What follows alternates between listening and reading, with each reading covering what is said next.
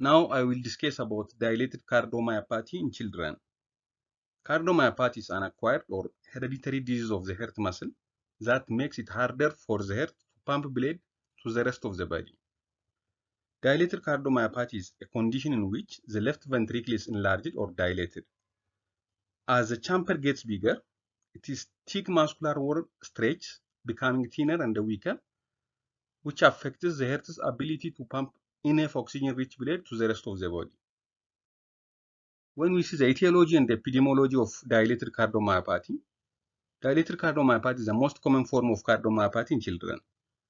The annual incidence of dilated cardiomyopathy in children less than 18 years is around 5 cases per million. Incidence is higher in males, blacks, and infants less than 1 year old. The etiologies are diverse. Unlike adult patients with dilated cardiomyopathy, ischemic etiologies are rare in children. The most common etiology of dilated cardiomyopathy remains idiopathic in children. In 20 to 50% of cases, the dilated cardiomyopathy is familial with autosomal dominant inheritance in most cases. Duchenne and Becker muscular dystrophies are X-linked cardiomyopathies that account for 5 to 10% of dilated cardiomyopathy cases. In children, the most common acquired cause of dilated cardiomyopathy is myocarditis, most of the time secondary to viral. In addition, dilated cardiomyopathy can be caused by mitochondrial myopathies, disorder of fatty acid oxidation, and also drugs such as anthracycline. Dilated cardiomyopathy occurs in up to 30% of patients given a cumulative dose of doxorubicin exceeding 550 mg per meter square. The risk of toxicity appears to be exacerbated by concomitant radiation therapy. The pathogenesis of ventricular dilation and altered contractility seen in dilated cardiomyopathy varies depending on the underlying etiology that we have mentioned. Clinical manifestations of dilated cardiomyopathy are typically those of heart failure, but can also include palpitations, syncope, and even rarely sudden death. Irritability, lethargy, failure to thrive, nausea, vomiting, or abdominal pain is common. Respiratory symptoms such as tachypnea, wheezing, cough, dizziness on exertion are often present.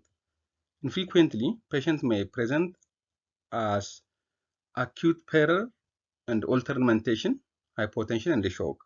This is very rare. Patients can be tachycardic with narrow pulse pressure and might have hepatic enlargement and rales or wheezing. The precordial cardiac impulse is increased and the heart might be enlarged. Auscultation of the precordium may reveal a galloping rhythm in addition to tachycardia. Murmurs of mitral or less often tricuspid insufficiency may be present secondary to the dilation of cardiac chambers. The presence of hypoglycemia, acidosis, hypotonia, or signs of liver dysfunction suggests an inborn error of metabolism. Neurologic or skeletal muscle deficits are associated with mitochondrial disorder or might be muscular dystrophy such as Duchenne or Becker muscular dystrophy. On imaging, the first thing that we should have to do is chest X-ray. This may demonstrate cardiomegaly and pulmonary vascular prominence or pleural effusion. Echocardiography is often diagnostic, demonstrating the characteristic finding of left ventricular enlargement, decreased ventricular contractility, and occasionally a globular remodeled left ventricular contour. Echo-Doppler studies can reveal evidence of pulmonary hypertension, mitral regurgitation, or other structural cardiac or coronary abnormalities. Electrocardiographic screening reveals atrial or ventricular hypertrophy, non-specific T-wave abnormalities, and occasionally atrial or ventricular arrhythmias. And also additional testing such as CBC organ function test and also workup for underlying possible causes should be done. It is considered standard of care to screen first-degree family members utilizing echocardiography and electrocardiogram in idiopathic and familial cases of dilated cardiomyopathy. When we came to management, the therapeutic approach to patients with dilated cardiomyopathy include a careful assessment to uncover possible treatable etiologies, screening of family members, and a rigorous pharmacologic therapy. Medication aimed at reversing remodeling means improving ventricular size and function include AC inhibitors or angiotensin receptor blockers plus beta-adrenergic blocker. Each of these medications have independently and in combination to improve survival and symptoms. In addition, Lasix might be used to reduce symptoms of pulmonary or systemic venous congestion.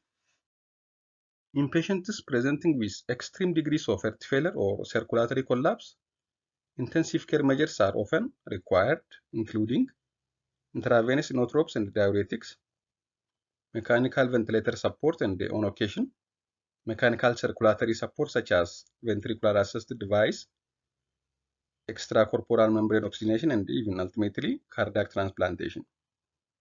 In patients with dilated cardiomyopathy and atrial or ventricular arrhythmias, specific antiarrhythmic therapy should be instituted. When we came to prognosis, pediatric dilated cardiomyopathy is the most common cause of cardiac transplantation in pediatric age group. The 1 in the 5-year freedom from death or transplantation in patients diagnosed with dilated cardiomyopathy 60 to 70% and 50 to 60% respectively. Thank you for watching.